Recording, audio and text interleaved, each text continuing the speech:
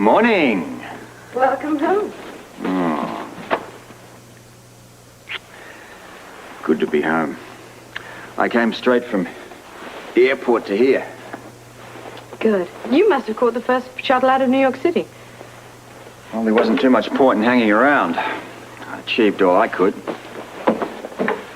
Little as it was. Didn't go well?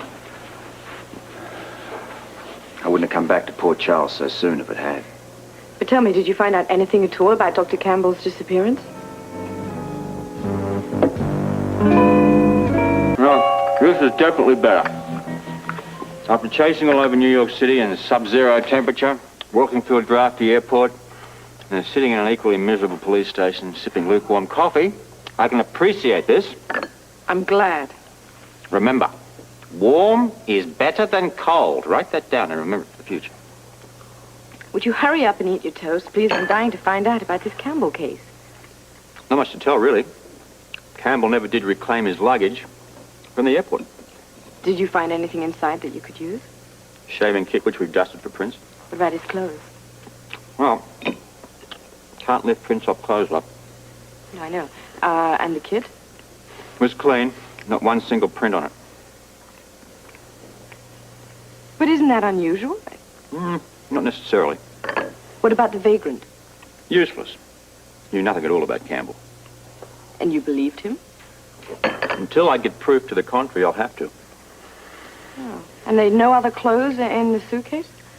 No. No notes. No record of any of his interviews. Zip.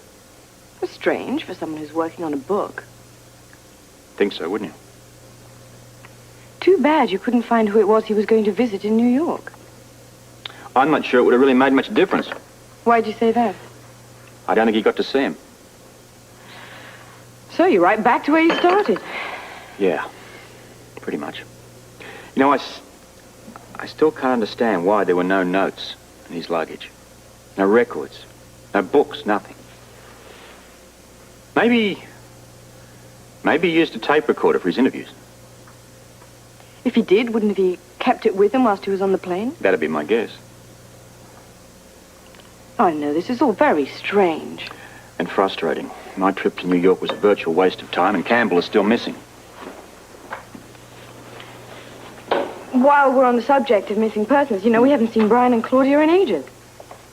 We'll call them up and we'll get together. We are. Tonight. Bit quick, wasn't it? I invited them over for early drinks and dinner. And what would have happened if I couldn't have got back from New York in time?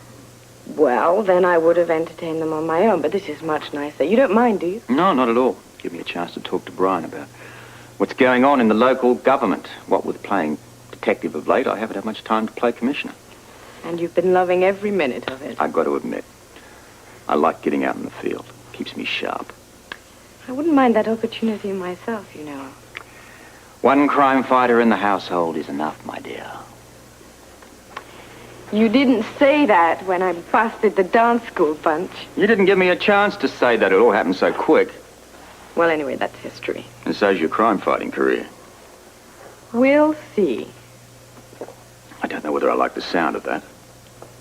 Anyway, about dinner tonight. What time should I invite Brian and Claudia? Oh, doesn't matter, really. Hey, listen.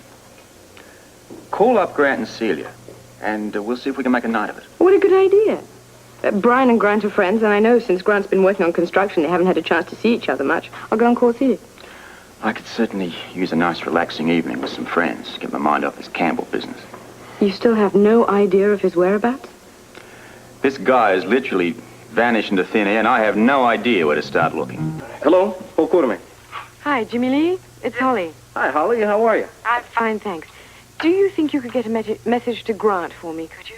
Well, I can practically guarantee it. As a matter of fact, you can tell him yourself if you like. Are you nearby? Mm-hmm, at arm's length. Hold on a second. Holly Scorpio. Hi, Holly. Grant, did I catch you at a bad time? No, you caught me at a good time. As a matter of fact, I just got a promotion. Well, congratulations. Do you feel like celebrating this evening? What did you have in mind? Well, Robert and I would like to have you and Celia over for drinks and dinner tonight. That sounds good. We really don't get to see enough of each other now. That's exactly what we thought. I tried to catch Celia at the gatehouse, but there was no reply. Well, I'll tell you what. I will accept for both of us. We didn't have any plans, and I'm sure it's going to be fine with her. Well, that's great. We've invited Brian and Claudia, too. Oh, wonderful. I haven't seen Brian in quite a while. Well, you can remedy that tonight. I intend to do so. We will see you later. Okay, bye. Celia and Grant should be here soon. How's Grant doing? Fine. As far as I know, we don't get to see him and Celia nearly as much as we'd like to. Then. Well, neither do we. I'm looking forward to catching up with him tonight. Speaking of catching up, what's been going on in the local government of late? You know, I was about to ask you the same thing. Well, what with all my police work, I guess I haven't put in too many appearances in City Hall. What's your excuse? Well, for every hour that I spend in the office, I spend another 10 in the streets. Oh, and he loves it. Anything to avoid paperwork. I know the feeling. Thank goodness we got a strong mayor to cover for us. Lee really has taken charge, hasn't he? I think he's doing a great job. I think he's made the transition from private lawyer to public mayor very smoothly. Yes, it can't be easy doing something like that. I believe Brant's doing quite well, though. Well, I'm glad to hear it. I was wondering how he would take the construction work. Well, as I understand, he's making quite a go of it. It's got to be hard, of course, with all his background, but he and Celia seem happy. I hope so. If anyone deserves happiness, it's those two. Oh, here, here. Let's have a drink. One ginger ale for this man. White wine for me. Please, go ahead and start. I have no idea how long Robert will be. Thank you. Once again, I'm very sorry that Celia couldn't be with us this evening. Oh, so are we, but we understand. Oh, absolutely. How can you pass up the meeting with Lorena Sharp? Uh-huh. Business before pleasure. Well, Holly, when I accepted for both of us, I had no idea that this meeting was going to arise.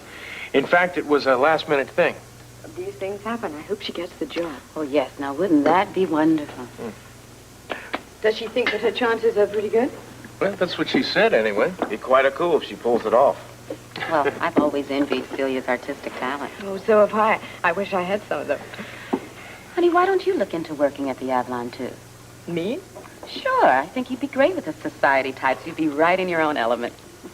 What would I do?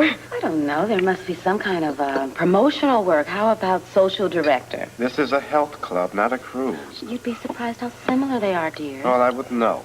I wouldn't mind being gainfully employed. When would you have the time? I mean, with all the responsibilities of being a commissioner's wife, you still at loose ends?